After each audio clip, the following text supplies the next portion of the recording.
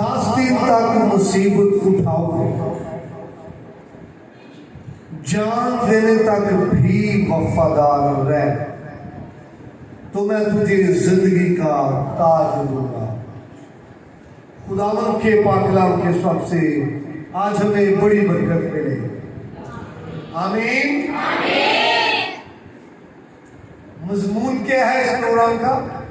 मुसीबत में खुदा से वफादारी। क्या? मुसीबत में वफादारी।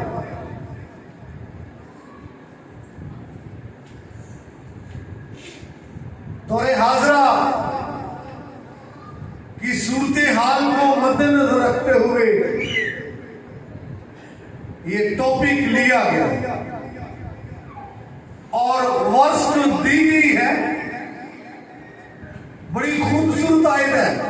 क्या रेफरेंस है मरकजी आयत का? ग्रंथियों के नाम दूसरा खत चौथे बाब की 17वीं आयत। किसने ये खत लिखा? शाबाश, पालूस रसूल। ये बात जो फ्लैक्स पर लिखी है किसका बयान है? पीछे वाले भी आवाज दें। मुकद्दस पालूस रसूल का बयान है। ऐसे शख्स का बयान है जिसको मुसीबतों का तजर्बा हो, जिसको मुश्किलात का तजर्बा हो। ग्रंथियों के खत के अंदर ही 11वें बाब में वो फरमाता है कि 5 बार मुझे एक काम 40 कोड़े लगे। कितने हो गए? शाबाश, 195। मैथ कमजोर तो नहीं तेरा? कितने कोड़े हो गए? 5 बार एक काम 40 कोड़े लगे। वो कहते हैं 3 बार मुझे बैंड लगे और 1 बार संसार किया गया, यानी पथराव किया गया। जहाज टूटने के खतरे में पड़ा, दरियाओं के खतरों में और डाकुओं के खतरों में पड़ा। लिहाजा मुसीबत में वफादारी ऐसे शख्स का बयान है जिसको मुसीबतों का तजर्बा, जिसको हालात का सामना हुआ, हालात से गुजरा। और फिर इसी के साथ अटैच रोमियो 8:35। बाइबल कितनों के पास है जी? बड़ी फेमस आयत है। किसी को जुबानी आती है तो हाथ खड़ा करे। रोमियो के नाम खत 8:35 आयत जी।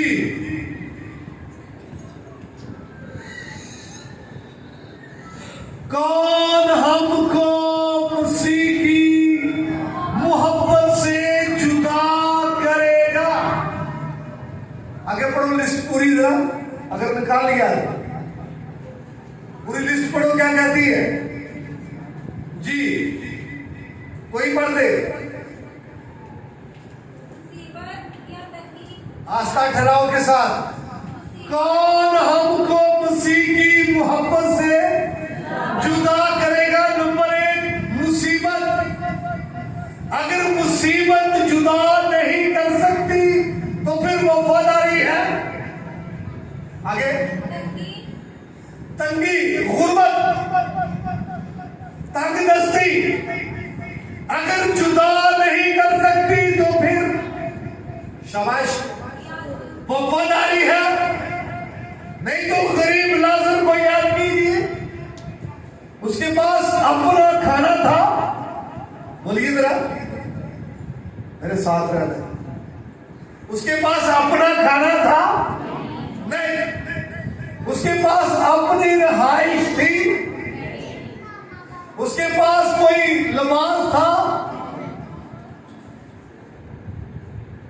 कुत्ते आकर उसकी नसूर चाटते थे। हाँ जी, अगर उन्हें अपने कपड़े शपड़े पाए थे कुत्ते को तो टाइम मिल रहा है। उसके पास अच्छी सेहत भी नहीं, लेकिन वफादारी है। Carry on. कौन पढ़ रहा था? जुल्म, आपका सताया जाना, परसिक्यूशन, दौरे हाजरा की सूरत हाल, ये भी मसीह से जुदा, बोलिए बोलिए भाइयों, नहीं कर सकता। जी, काल,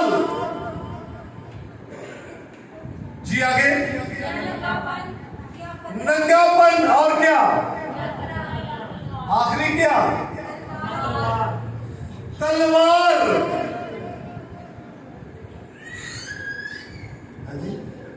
तलवार।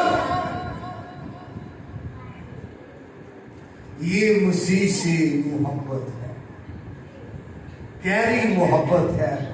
इतनी चीजें रसूल ने बयान की। मुसीबत है, जुल्म है, तंगी है, तलवार है, कहत है, नंगापन है। कोई चीज मसीह से जुदा नहीं कर सकती। अगर नहीं कर सकती तो यही वफादारी है, और ऐसी वफादारी है जो पसंदीदा है, जो खूबसूरत है और खुदा के नजदीक जबरदस्त। हालेलुया।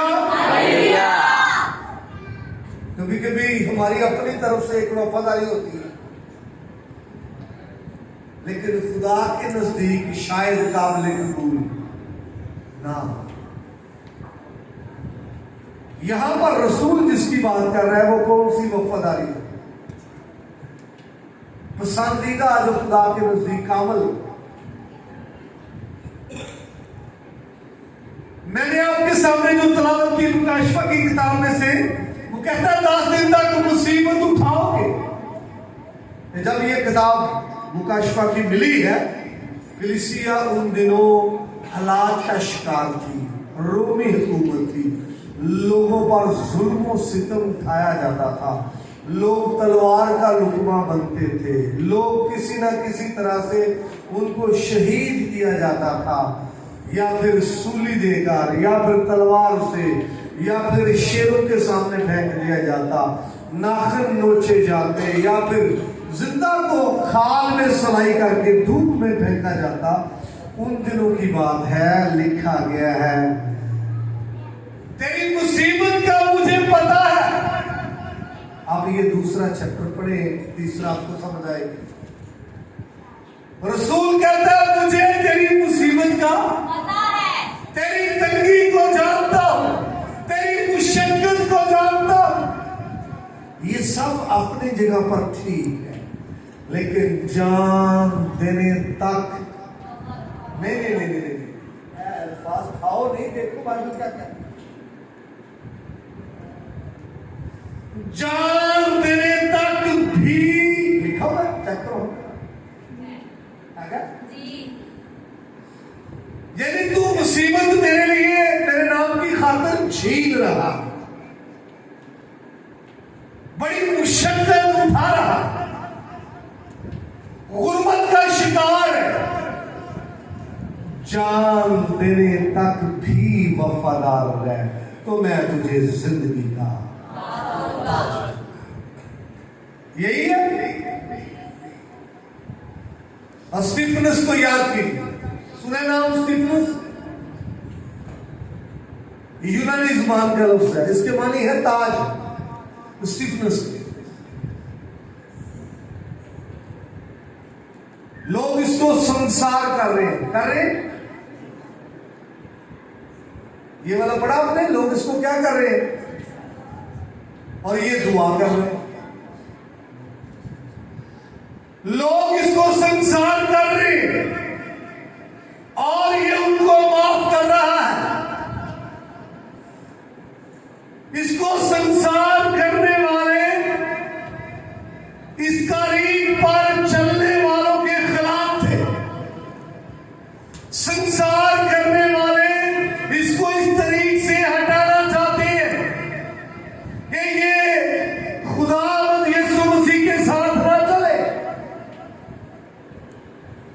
उस शख्स ने जान तो दे दी, ऐसा है, जान तो दे दी है, लेकिन वफादारी खत्म होने नहीं दी। और यही वफादारी पसंदीदा वफादारी है कि जान खत्म हो जाए लेकिन वफादारी खत्म ना हो। दुनिया खत्म हो जाए लेकिन वफादारी खत्म ना हो। पत्थर मार रहे हैं लोग और ये बहुत बड़ी मुश्किल थी। वर्ग सौखी कि अज ठा किया तो वास्ते पर क्या ख्याल है? पथराव वाली बहुत मुश्किल थी। जब तक किसी सही जगह पर पत्थर नहीं लगता तकलीफ ही तकलीफ है। लेकिन ये शख्स तकलीफ सहता रहा, पत्थर खाता रहा, वफादारी पर आंच आने नहीं दी। इसने पत्थर खाना शुरू किए, इसके लिए आसमान खुलना शुरू हो गया, नीचे पत्थर खा रहा है। इसने देखा मैं इब्ने आदम को बाप की दाहिनी तरफ खड़ा देखता हूं, जो मुसीबत में वफादार रहता है, जो अपनी जान देकर वफादारी पर मोरे सबत करता है। ये उसके लिए रिस्पेक्ट है कि इब्ने आदम उसके लिए खड़ा हो। हालेलुया। सब जानते हैं यीशु मसीह के बारे में लिखा है, यीशु मसीह मुआ, दफन हुआ और आसमान पर चला गया और बाप के दाहिने हाथ। शाबाश। क्या है? स्टीफनस को क्या नजर आता है, खड़ा या बैठा? बोलिए, खड़ा नजर आता है ना। उसने अपनी वफादारी पर आंच आने नहीं दी, अपनी वफादारी कायम रखी है, जान दे दी है, दुख झीला है, तकलीफ उठाई है, जिंदगी दे दी है। इब्ने आदम भी उसकी रिस्पेक्ट के लिए, वेलकम कहने के लिए खड़ा हो गया कि मेरा बंदा स्टीफनस मेरे पास आ।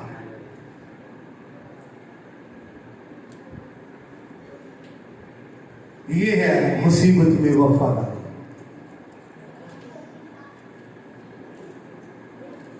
दानियल की किताब को पढ़े तो आपको 3 लोगों के नाम मिले, सदरक, मिशक, शाबाश, अजी क्या, अब्दुनजू, अब्दुल नहीं कहना, याद रखना, अब्दुनजू। आर्डर ये हुआ कि जूही साज सुनो तो बादशाह की मूर्त को क्या किया जाए? शाबाश, सिजदा किया जाए। इन्होंने कहा बादशाह इस अमर में हम तुझे जवाब देना मुनासिब नहीं समझते, लेकिन देख हमारा खुदा आग की भट्टी से छुड़ाने की कुदरत, और वो शाबाश छुड़ाएगा, छुड़ाने की कुदरत रखता है और वो छुड़ाएगा। हम तेरी मूर्ति को सजदा नहीं करेंगे। बेगाने मुल्क में थे, वहां बहुत मुश्किल है बादशाह के सामने खड़ा होना, बादशाह के सामने स्टैंड लेना। और मैं आपको बताना चाहता हूं, अगर कोई बादशाह के सामने तो खड़ा हो जाए मगर खुदा से बेवफाई ना करे, अगर कोई बादशाह की बातों को टाल दे लेकिन खुदावंद की बातों को ना टाले, तेरा खुदा उसके लिए खड़ा हो जाता है। बादशाह के बारे में लिखा उसका चेहरा मुबद्दल हुआ, मुबद्दल हुआ इसका मतलब उसके चेहरे का रंग बदल गया। लफ्जी तौर पर यही है, उसके चेहरे का है तजर्बा। साढ़े चेहरे के भी रंग बदलते नहीं या नहीं? शाबाश, चुप हो गए नहीं बदलते। चेहरा दसदा हुण बंदा गुस्से च, चेहरा दसदा हुण बंदा फ्रैंक खुश, चेहरा दसदा हुण सुबह 8 बजे चेहरे से 12 बजे ने, है ना? चेहरे के क्या बदलता है बंदा? बादशाह के भी चेहरे का क्या बदला है? गुस्से में आ गया, आग को 7 गुना तेज कर दो और उनको बांधा जा रहा है फेंकने के लिए। ते जे पाकिस्तानी होंदे रहे तेरे बंदे ते फिर एक दूसरे को कहना सी हुण की करना है यार, उन्होंने तो बांधना शुरू कर दिया, अब क्या करेंगे? आपको तेज कर दिया, अब क्या करेंगे? बाइबल कहती है बांधा जा रहा है, उनको बांधा जा रहा है और कहां फेंक दिया? शाबाश। अच्छा मेरी बात सुनिए, सुनना जरा ध्यान से। क्या जब वो बांधे जा रहे थे खुदा उस वक्त नहीं छुड़ा सकता था? हाँ जी, छुड़ा सकता था। खुदा बादशाह का दिल नरम कर सकता था।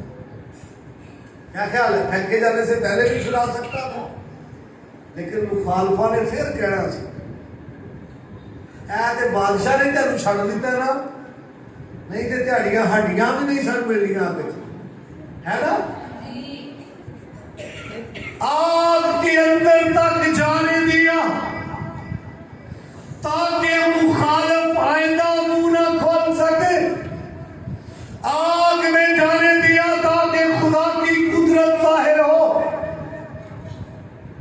इन लोगों को जिन्होंने अपनी जान हथेली पर रखी, अब बाइबल ये कहती है कितने फेंके थे? बादशाह आया, अरकान दौलत से कहा क्या हमने 3 नहीं फेंके?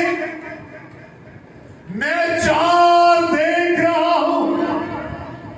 चौथे की सूरत अला ज़ादा की सी है, खुदा के बेटे जैसी सूरत है चौथे की। मेरे भाई हालात में खड़ा हो, मेरे भाई मुसीबत में ना घबरा, मेरी बहन मुसीबत में परेशान ना हो। वो तेरा बाल भीगा होने नहीं देगा, मुसीबत में तुझे संभालेगा, हत्ता के उनके कपड़ों से चलने की बू भी नहीं आती। आमीन। रस्सियां जल गई जिनसे बांधा था, पढ़ लिया, लेकिन कपड़ों से क्या नहीं आता? पहले वो बंधे थे, फिर वो खुले फिर रहे। खैर, कपड़ों से नहीं क्या आती? स्मेल नहीं आती। ये लोग मुसीबत में क्या रहे हैं? वफादार।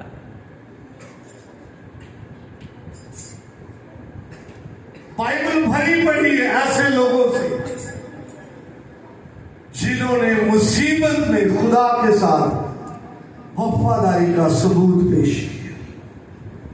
और आपको ऐसे लोग भी मिलेंगे जो मुसीबत में वफादार ना रहे, मिलेंगे। आखिर पर मैं 1 या 2 ऐसे प्रूफ पेश करूंगा, लेकिन चूंकि अभी हम बात कर रहे हैं ऐसे लोगों की जिन्होंने मुसीबत में क्या की है, तो यही हमारा टॉपिक है ना, इसी के साथ रिलेटेड आगे बढ़े। अय्यूब, मुसीबत उस पर आई, शाबाश भाई, मुसीबत पर मुसीबत 7,000 भेड़ें मर गई, एक मुसीबत है। 3,000 ऊंट मर गए, 500 जोड़ी यानी 1,000 बैल मर गए, 500 गधियां मर गई। कुछ नौकर चाकर भी मरे, 10 बच्चे, कितने बच्चे? 7 बेटे और बेटियां मर गई। आखिरकार अयूब का अपना बदन भी क्या हो गया?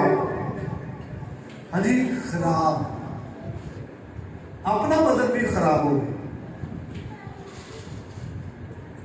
ते हर दफा शैतान जस लेंदा सी खुदा को, अयूब ने तेरा इनकार नहीं किया, मैं थोड़ी जी होर ज्यादा इजाजत दे दे,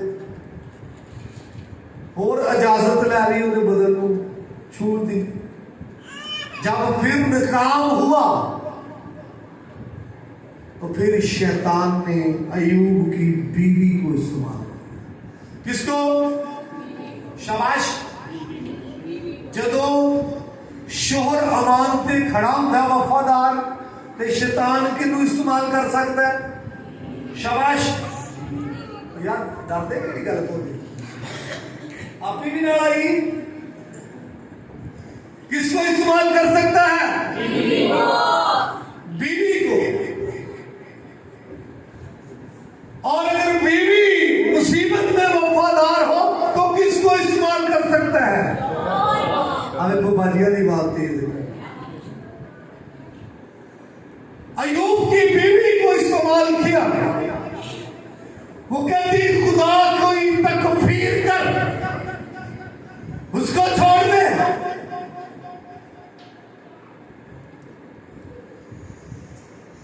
अयूब की वफादारी ने, वाह, कहते हैं हम उसके हाथ से सुख पाए और दुख ना पाए। तारीला अयूब दिया। आमीन। 7,000 भेड़ गई, 3,000 उठ गए, 500 जोड़ी बैल, 500 के दिया, 10 बच्चे, अपना बदन खराब। हम उसके हाथ से सुख पाते हैं, दुख ना पाए। तू तो नादान औरतों किसी बातें करती है। खुदावंद ने दिया, खुदावंद ने लिया।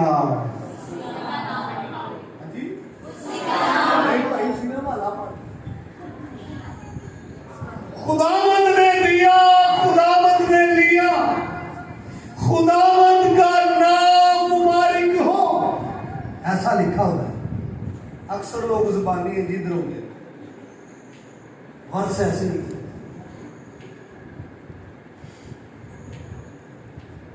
सब कुछ लुट गया, सब कुछ लुट गया। बदन भी खराब, बच्चे भी नहीं, बीवी भी मेंटली तौर पर अलग है। दोस्त आए उसके 4 लोग भी उसको टॉर्च कर रहे हैं। जूफर नमाती, बिल्दर सुखी, अल यहू, जूफर नमाती, ये सारे आए, वो भी तसल्ली देने की बजाय उसके खिलाफ। लेकिन देख मर्द खुदा अयूब की वफादारी, लिखा है उसने किसी काम का खुदा पर क्या नहीं लगाया, ऐब नहीं लगाया, है ना। और इतना लॉस हुआ, इतना नुकसान हुआ, लेकिन खुदावंद के साथ क्या है? खुदावंद ने दिया, खुदावंद ने लिया। ये उसकी अयूब की वफादारी का सबूत है। कितने लोगों को मुसीबत में गुजरने का तजर्बा है? हाथ खड़ा करे, शाबाश। शख्सी भी हो सकती है, खानदानी भी हो सकती है, कौमी भी हो सकती, कलीसिया भी हो सकती है। मुझे भी तजर्बा है। और बहुत सारे लोग तो हैं जो मुसीबत होती है, चर्च जाना बंद, छुट्टी। पारे साहब ने बुजुर्ग करते पुछ रहा ना की गल चर्च नहीं है, तुम्हें पता है यार मुसीबत कितने मौके फिर हमने बाइबल पढ़ना छुट्टी, दुआ करना, आवाज तो आनी चाहिए की करनी, दुआ करन तो छुट्टी, खुदा दा पैसा खुदा नूं देण तो छुट्टी। यार मुसीबत आई थी तो उसमें तो वफादारी साबित करना थी। ना तू बाइबल पढ़ रहा है, ना तू दुआ कर रहा है, ना तू चर्च में आ रहा है। एक हवाला मेरे साथ जरा पढ़ेगा, सैमुअल की किताब, सैमुअल की पहली किताब, बाब नंबर 30।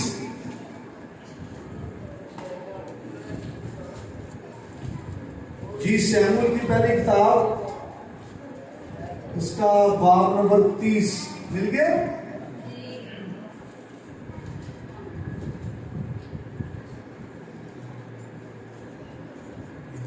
जी हम पढ़ेंगे उसकी आयत नंबर 6। सैमुअल की पहली किताब 30वां बाब आयत नंबर 6 लिखा है, और दाऊद बड़े शिकंजे में था। कौन जी? दाऊद किसमें था ये? शिकंजे में। शिकंजे में था, क्योंकि लोग उसे संसार करने को कहते थे, इसलिए कि लोगों के दिल अपने बेटों और बेटियों के लिए नहायत गमगीन थे। पर दाऊद ने खुदावन अपने खुदा में अपने आप को मजबूत कब? जब बड़े क्या है, ऐसा हुआ कि लोगों ने हमला किया गैर कौम और असीर करके ले गए लोगों को। इसमें दाऊद की 2 बीवियां भी चली गई। एक तो दिया बीवियां असीर हो गई, कौम के कुछ लोग असीर हो गए, और दूसरा अवाम उसको संसार करना चाहती है। क्या ख्याल है? ऐसा ही है। तो अब ये क्या है, बड़े शिकंजे में ते साडे वर्गा हुंदा ते फिर दवाई छुट जानी। आ शिकंजे चों निकलांगे तो फिर दवा शुरू करांगे, फिर चलो नाल कोई रोधा भी कर लांगे। कहता हुण छुट्टी। बाइबल कहती है बड़े शिकंजे में था। मुसीबत है, मुसीबत में घिरा है, और इस सिचुएशन में जो दाऊद है उसने अपने आप को खुदावंद में मजबूत किया है। आमीन। खुदावंद में क्या किया है? मजबूत किया है। अभी मैंने पूछा था कितने लोगों को मुसीबत का तजर्बा है? सबके हाथ खड़े, ठीक है, लेकिन सबका रवैया सेम नहीं होता। मैं बिलीवर की बात कर रहा हूं, ईमानदारों की बात कर रहा हूं, शरीरों की बात नहीं करता। मुसीबत में सबका रवैया एक जैसा नहीं होता। कुछ लोग मुसीबत में खुदावंद के साथ क्या रहते हैं? वफादार। कुछ लोग मुसीबत में खुदावंद के साथ खालिस हो जाते हैं। कुछ वफादार रहते हैं, कुछ और खालिस हो जाते हैं, और कुछ लोग मुसीबत में बेवफा भी हो जाते हैं। ये भी याद रखिए। लेकिन आज का जो कलाम है हमें यही सिखाता है कि मुसीबत में वफादार रहना। शख्सी मुसीबत आए, खानदानी आए, कलीसियाई आए, कौमी आए, जिस्मानी आए, माली आए, खुदावंद के साथ क्या रहना है? वफादार। और खुदा अपने वादों में पूरा है। उसने कहा जान देने तक भी वफादार रह तो मैं तुझे जिंदगी का ताज दूंगा। कितने लोग ताज चाहते हैं जिंदगी का? शाबाश। सभी तो वफादारी बतौर सबूत पेश कर। मुश्किल आए, मुसीबत आए, तंगी आए, प्रॉब्लम हो, कोई चीज हमें मसीह से जुदा न कर सकती। फिर जिंदगी का ताज आपके लिए होगा और आपका खैर मकदम होगा और ताज आपके सर पर रखा जाएगा। कलाम के वसीले से खुदा हम सबको कसरत की बरकत बख्शे।